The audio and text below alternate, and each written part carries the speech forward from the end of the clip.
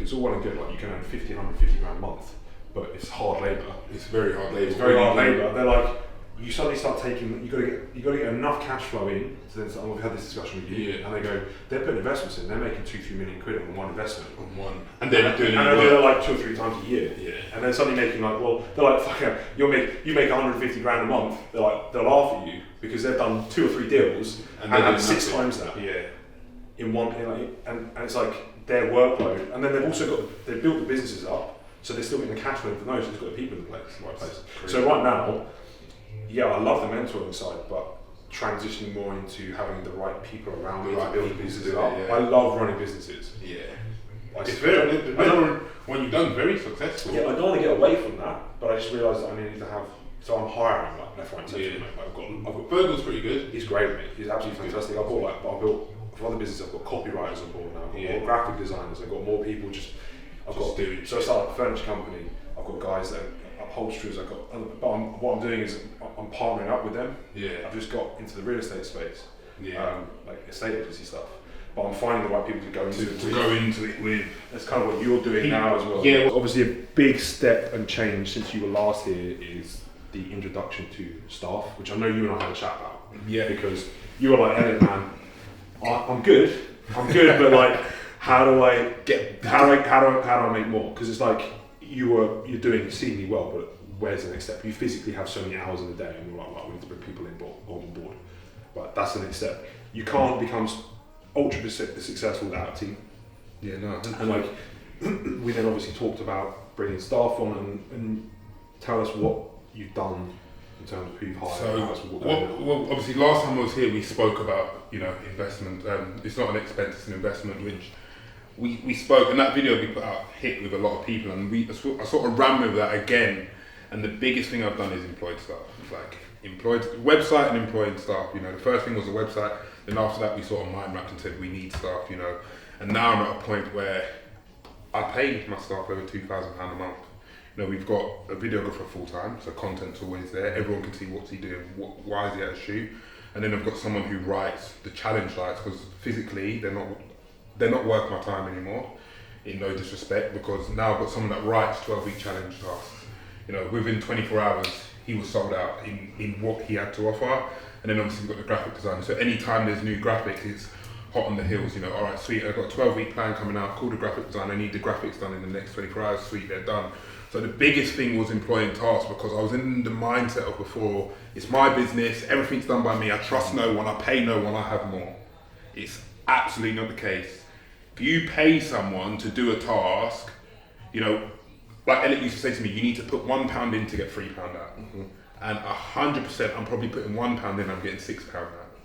And that was the biggest thing in transitioning business. And the next step for me is to get the fourth member of staff, and that's my admin team. Mm-hmm. Because I'm not going to pick up any emails anymore. I'm not going to pick up any Instagram DMs anymore. And that was the biggest transition, is not being scared to invest in a member of staff. Now my member of staff, they get their phone contracts paid, they get all their expenses paid, and it's building the team up with me. Well, nobody ever. The thing a quote I hate the most is self-made. Yeah. It's the biggest bunch of shit I've ever heard in my life. No fucker is self-made. Yeah. Right? That doesn't exist. Whether or not you had like support from your family, friends, they might not even be directly involved in the business. Everyone who is ultra successful has a team of some sort. No fucker is self-made. That is the biggest pile of bullshit. Biggest lie. And stop trying to be self-made as well. The quicker you adopt a team, the more money you better. It's hard sometimes to do it. Like, it's one of the biggest things I've struggled. Two massive things I struggle with is firstly hiring the right people. Secondly, trusting the right people. So that's including the hiring the right people. So you got to trust them. You got to take them on. They got to have the right kind of work ethic. The second is, because you built a personal brand, transitioning some of those clients to work with other people that are not yourself. Yeah. That's another strategy in itself. So obviously people that are at that level, that's something we've discussed and talked about. That's why we did the challenge rather than the one-to-one. The one to deducting away from your main service, so that's still intact. And it still doesn't deduct, because I have a message a day, can I work with you after the challenge? Yeah. Which is so you've still got to filter up. You've still got a filter up system, which is... They don't necessarily have to go on the premium. So there's ways of doing it, but that's obviously some hard parts where you've obviously overcome those. And now look where you are. When it comes to networking, you want to start, like you just said, step up like into new ponds. You're bringing value via your coaching, right? Because like these guys are big businessmen. They're like worth multi-millionaires. Multi-millionaires, yeah. They're huge businesses. They wouldn't even normally look at you in a business sense, because unless like, they're businessmen, as you said earlier, unless you bring value to them, they won't entertain you. So how do you get in into the bigger ponds? You bring them value through the coaching. I used to through the marketing. So for me to get into the big leagues, I was like, right, I'll have a meeting with them, I'll go out for dinner. They might be in fucking car space or the real estate space. But I'm like, do you know what?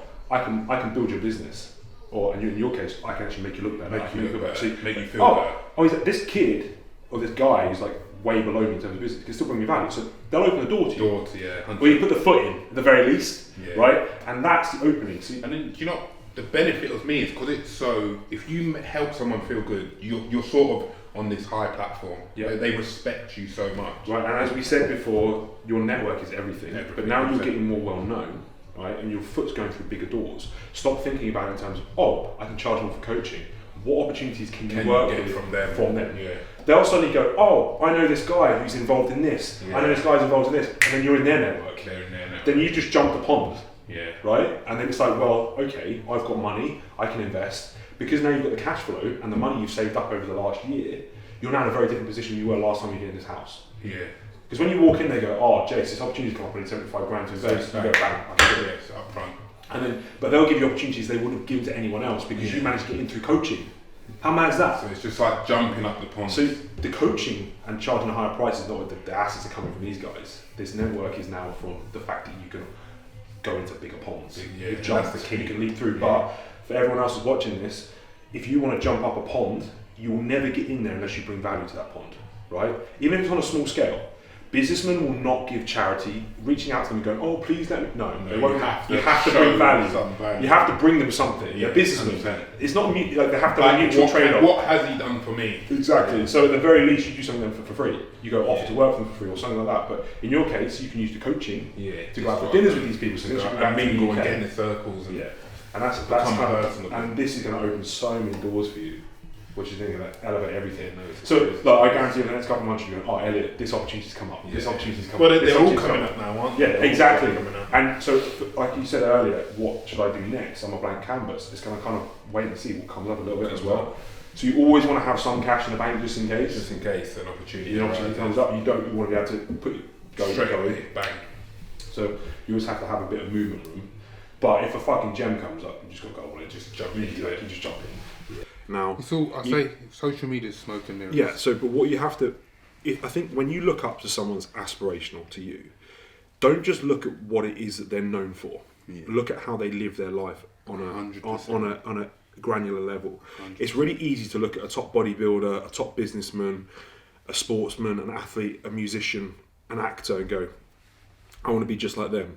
But when you see them behind closed doors and they freak out if they miss a meal that's half an hour late. They don't treat or ever see their wife or kids. They don't have time for their partner. They don't have balance. They don't see their parents. Do you really want to be like them? You need to sort of dig in and home into. People say now, you're in a luxury job. People say to you, Elliot, I'd love to live in a house or something. I'm like, you don't really understand. You don't understand. You don't understand. Behind closed doors, I worked from 8 till midnight yesterday. So I think what people need to pay attention to is when they pick their idols and people they look up to, they need to dig deeper and don't look at the shallow Instagram crap or just what they're known for. 100%. Try and find out about that person. And when you find someone that actually's mastered the whole thing, even if they're not as great as the next person, but they have a better balance. For me personally, that's far more aspirational. Yeah, 100%. And as I'm getting older, I'm realising that more because now I have a family, I have kids, I have responsibilities outside of myself. I see how important that is. Having friends and networking, things like that. Seeing my parents. We're not all here forever. I'm becoming a little bit more aware of my mortality. I think I'm nearing my 30s. As I'm getting grey. As I'm getting grey. No, but it's like you need to you need to see that. And I used to be like, no, I don't need a balance, but you do. You definitely do. You do need it. You do need a balance. Prep coaching. We need to discuss that. So something that a lot of people don't factor in is time per client per month. I have this conversation with people all the time. They're like, Elliot, I want to earn 10 grand a month. That seems to be the stepping stone. It's a milestone. Is 10k a month. 10k will turn into 20. Yeah, it does, but everyone's it does. But everyone's like, I want it 10k. I'm like, cool. Yeah. Right, tell me your service. They're like, right, well, I do 398 Zoom calls a week. I do this, that, and the other. I'm like, right, so how much time do you put in per client per month? And they're like, well, never really thought about that. I'm like, well, break it down. You need to break it down into hours per client, because that's going to dictate how many clients you can take on, which would then dictate the price that you then charge. Because some people, I'm like, you'd have to take on like 50 clients, 60 clients at the rate you're taking on to maybe hit, maybe 100 clients to maybe hit the 10k mark. You're now telling me that you're spending 3-4 hours a week per client. I'm like, well, that's 400 hours a week, right? You can't do it, right? You can't do it. So, and this is where we're coming to your prep coaching, because I think, obviously, you've used your prep coaching to enable to scale up your lifestyle business, which is great. But now we're getting to the point now where you built the recognition. Yeah. Then there needs to be a separation, because the 100%. Prep clients are now demanding so much more of your time, which is now more valuable, because you're now foregoing more lifestyle clients, which you'll be taking on. Right, you don't now need to bring in that extra client because it's coming in anyway. So if you think the way we look at it, if you go time per client per month, for every one prep coach you've got, you're probably foregoing 5 normal due to the time. So the price of those prep coaches has to be reflective in that. Not necessarily completely the same, because that will still have the same knock-on effect in terms of those guys can look vastly better, which is then a good poster for your lifestyle clients. Yeah. But that being said, there needs to be a better discrepancy, because right now they're very marginal. The difference isn't great, and obviously the prep class, like tomorrow, no charge out my pocket. Yeah, I'll see you all at 10 a.m. if you get to the gym I'm based at. So no, the value per client needs to go up in terms of if you want to upscale your business, because there's only so much time you can give. And ultimately, if people want that time, they'll pay it. How many prep guys do you have at the moment? Off the top of my head, I'm not sure. Roughly. For the first, it's hard because for the first quarter I had about 15, but let's say for the first show there's 7.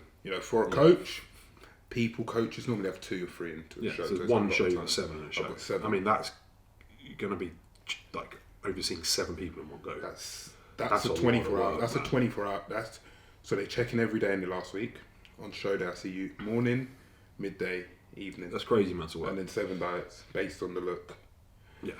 So, that service. So yeah, we'll discuss that and rejig that, but I don't think there's going to be a lack of demand for that service. No, the demand will be still high. Well, you're so good. You're getting results. And I think the results next weekend will reflect that. There's over 100 placements. And I would say now I'm pushing towards working with lifestyle clients. But it's still a strong service, so it should be good.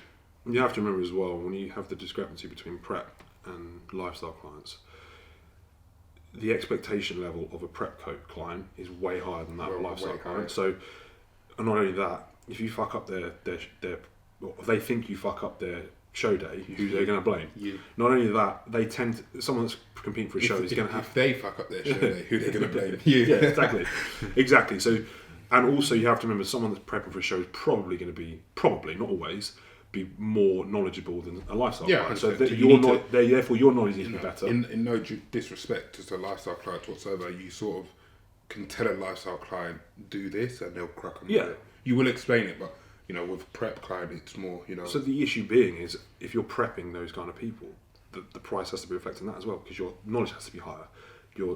The expectations are a hell of a lot higher.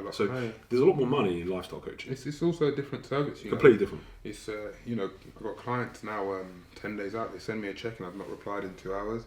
Hey bro, I've sent you a check-in because you're 2 weeks out. When you want to know something, you want to know now when you're in prep, because it's such a game can change like this. So that's a differentiation in the services. The timing of replies. It's now not a 24 hours replies. When I go for my check-ins, I do all the contest prep clients first, because they've got a premium service. The housing market's clusterfuck. So what we've had is like the stamp duty relief, which is basically I've seen this 250 up to 500 grand. They basically knocked off 3%. which is great. So if you're buying an expensive house, you get up to about 15 grand saving. But what's happened is the world and his wife have now decided to invest in property. So it's gone fucking ballistic. Yeah. So the higher end stuff, the £1 million to £2 million stuff, £2.5 million stuff has gone up about, on most cases, about 500 grand on a 15 grand saving. Jesus. It is not economically viable at all, right? It's the worst business decision of your life, because I've been looking to buy, right? Because I'm setting up the clinic and all this other stuff. So I've been looking at that kind of range, and it's like, what? There's no point. So what's happened is also there's been a big shift from because of COVID. There's been new home working contracts sent out to people in London. They don't have to be in the office anymore. Yeah, so people that had a £2-3 million house in London has gone, brilliant. Yeah. I'll sell up. Moved into rented in the suburbs, Kent, Surrey, West Sussex, and gone, oh, it's £1.5 million, £2 million house. I'll buy that. I've still got £1 million left in the bank. Yeah. So all that stuff that never used to shift because no one on the suburbs could afford it, has just gone, right? It's gone bonkers. It's gone absolutely nuts. The best way I could describe it is like Tesco's after they announced lockdown was coming.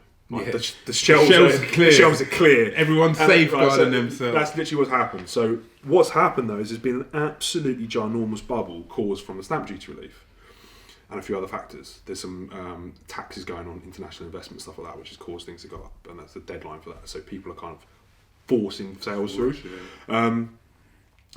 Issue being now is that there's now this huge bubble. It's an issue and it's a massive opportunity, because by the end of this year, there's going to be, I predict, one of the biggest housing crashes of all time, because we've got furlough ending in September. So people that think they've got a job won't be going back to jobs. A lot of them. They'll be defaulting on their mortgage. As the stamp duty relief ends, all the housing demand will just stop. It'll go dead. It'll just go bang. And that's the time. And the whole thing will go, it will tank. And then that's the time. And anyone with money, that's when you attack. That's when you buy. When everyone else, because at the moment, you never do what anyone else is doing. You always try. So while everyone's buying, you just wait till you wait, right?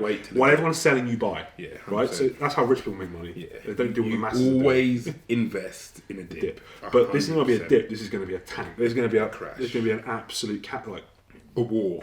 People are going to leave wounded. I'm just going to swoop in and be like, so in terms of investment, don't buy anything property wise right now. But we're going to run through that together. End of the year, I'm probably going to end up doing the same. I'm forecasting for 3 properties the end of the year. Like, we could do it now, but we're going to just wait and see, and then just attack. Because I've got HMOs. I told students they've been really good actually during lockdown, because the students still got their loans, their grants, they're still working from home, so they had to still pay their rent. So they were actually quite safe. If you're going for longer term tenancies, it's been a little bit more troublesome. But I'm hoping that lockdown should be kind of HMOs. Student HMOs is good. The only issue you've got with student HMOs is the circulation of finding new students every year.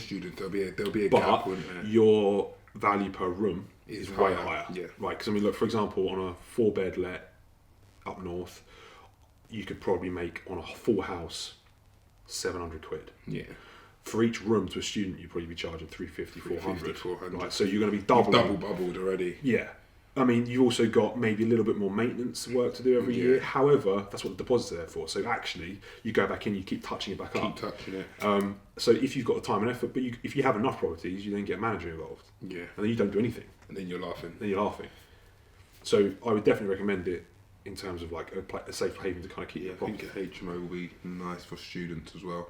Also, student HMOs, the actual property prices themselves aren't as volatile in terms. They don't tend to have a premium, so they don't crash and like appreciate as much, because they're pretty steady. They're pretty steady because they're not being inflated for the same reasons that kind of other places are, for like being like local London links and things like that. So you tend to find they're a little bit more stable, so they just appreciate at a nice steady rate over the years, which is a good place to keep your money. Banks are rubbish. It's very safe, isn't it? Very safe. Banks are terrible. Banks, so I mean, as well, because if you do interest only, which basically means you don't repay the mortgage, you get a really cheap rate, and after you can, at your age, you'll be able to get 35-year mortgage, so you're paying something like on a 120 grand house, something on the lines of like on a 30% deposit, maybe like 350 quid a month, maybe a 250, 300 quid a month rent. Spend that on the weekend on a cheap. So Jase and I were just having a chat off camera about the ability to buy multi-dimensional. So I call this being a hybrid entrepreneur.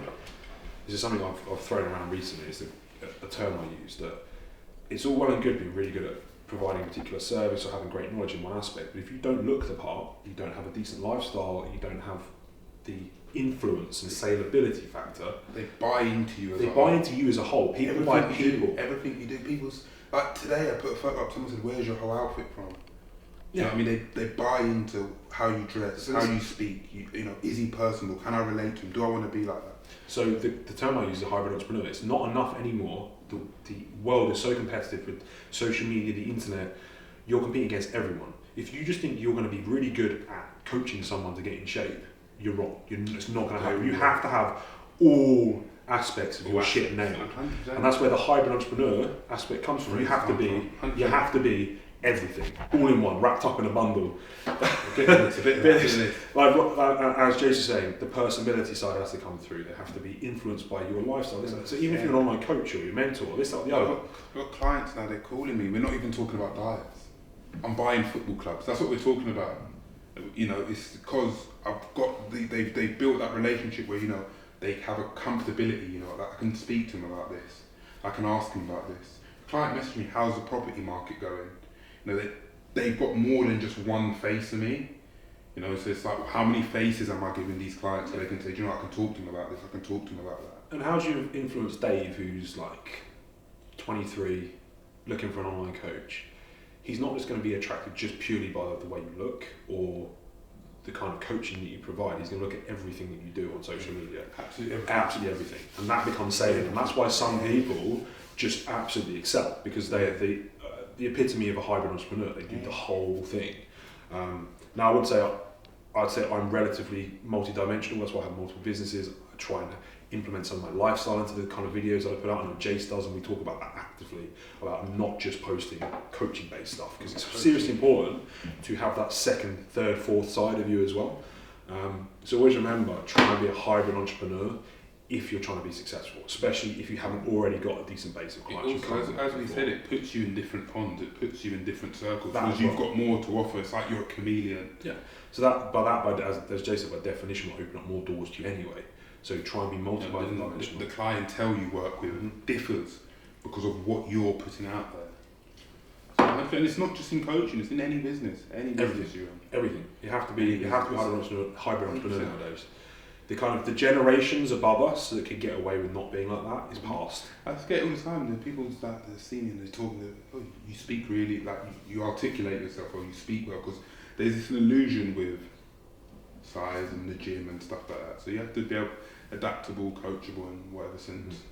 Hybrid entrepreneur. Get in the car.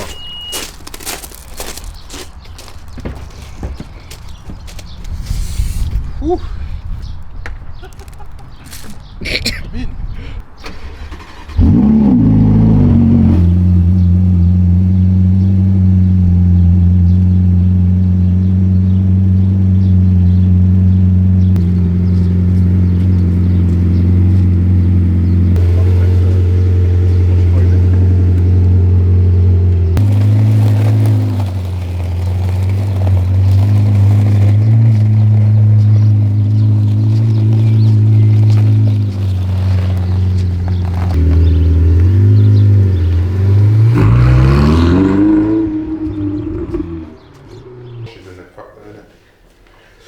Right, so lovely seeing you. Lovely. 50k trophy to Jase. Lovely. Till the next time. Yeah, make the next one. Well, now he's back in the UK, we'll do some more. A lot more content together, so it'll be good. Nice trip as always. Some nice whiskey, so a nice car trip. So it's been good. Awesome.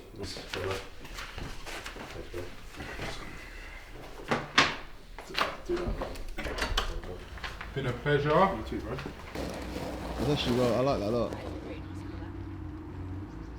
So we saw it like when it had its original colour, it wasn't as yeah, like a black.